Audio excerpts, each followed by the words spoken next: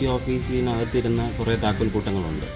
നമ്മളിവിടെ ചെറിയ ഇപ്പോൾ അത് ഉപയോഗിക്കുന്നില്ല, പഴയ താക്കോൽ കൂട്ടങ്ങളുണ്ടായിരുന്നു. അപ്പോൾ അതെല്ലാം പുള്ളിയെടുത്ത് കൈവശം വെച്ചിട്ടുണ്ടായിരുന്നു. ക്ഷേത്രത്തിൽ മോഷ്ടിക്കാനെത്തിയ മോഷ്ടാവ് ഉറങ്ങിപ്പോയതിനാൽ പിടിയിലായി. കമ്മിറ്റി ഭാരവാഹികളും നാട്ടുകാരും ചേർന്ന് പിടികൂടിയ മോഷ്ടാവിനെ പോലീസിൽ ഏൽപ്പിച്ചു. നിരവധി മോഷണക്കേസിലെ പ്രതിയായ സെന്തിലിനെയാണ് പിടികൂടിയതെന്ന് നെയ്യാറ്റിൻകര പോലീസ് അറിയിച്ചു. നെയ്യാറ്റിൻകര കോവിലൂർ ശ്രീ മുരുകുവാൽവട്ടം ഭഗവതി ക്ഷേത്രത്തിലായിരുന്നു സംഭവം. വൈകുന്നേരം മാത്രം പൂജയുള്ള ക്ഷേത്രമാണ് ഇത്.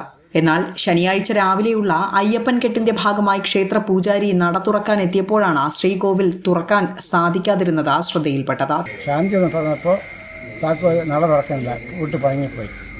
എന്നിട്ട് വല്ലാതെ തിരിച്ചു അത് തുറക്കാൻ സാധിച്ചില്ല. എന്നും തുറക്കുന്ന നടയാണ്, തുറന്നില്ല എന്ന്. അന്ന് ശാന്തിക്ക് സംശയം കഴിഞ്ഞ് വന്ന് നോക്കി. പിന്നെ അദ്ദേഹം വിളിച്ച് നമ്മളെയൊക്കെ അറിയിച്ച് ഇവിടെ വന്ന് നോക്കി. അപ്പോൾ എഴുതുന്നുണ്ട്, എഴുതി കാണിക്കുന്നുണ്ട്. എന്തൊക്കെ കുറേ മദ്രാസ്, തമിഴ്നാട്, കോയമ്പത്തൂർ എഴുതി കാണിക്കുന്നുണ്ട്. പിന്നെ അതിൻ്റെ പോക്കറ്റ് വശവശപ്പം കുറച്ച് അഡ്രസ്സുകളുണ്ട്, കൊല്ലത്തുള്ള BAയുടെ പ്രസിഡൻറ്റിന്. അപ്പോൾ അതിൽ വിളിച്ച് നോക്കി, എക്സ് നമ്പർ വിളിച്ചപ്പോൾ അവർക്ക് അതിനെപ്പറ്റി യാതൊരു അറിവുമില്ല.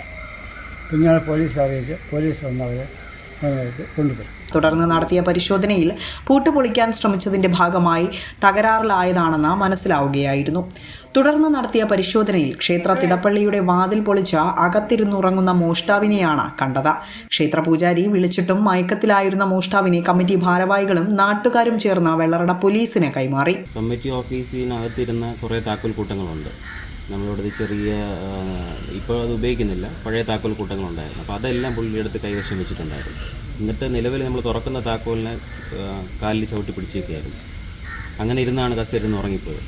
അപ്പോൾ അതെല്ലാം പോലീസുകാർ വന്നപ്പോൾ എല്ലാം എടുത്ത് നോക്കി. താക്കോലെല്ലാം ഇവിടുത്തെ തന്നെയാണ്. പോലീസ് നടത്തിയ അന്വേഷണത്തിലാണ് ദിണ്ടിഗൽ സ്വദേശിയായ സെന്തിലാണ് ഇതെന്ന് തിരിച്ചറിഞ്ഞത്. തമിഴ്നാട്ടിലെയും കേരളത്തിലെയും അതിർത്തി ക്ഷേത്രങ്ങൾ കേന്ദ്രീകരിച്ച മോഷണം നടത്തുന്ന സെന്തിലിന് തമിഴ്നാട്ടിലെയും കേരളത്തിലെയും സ്റ്റേഷനുകളിലായി നിരവധി കേസുകളാണ് നിലവിലുള്ളത്.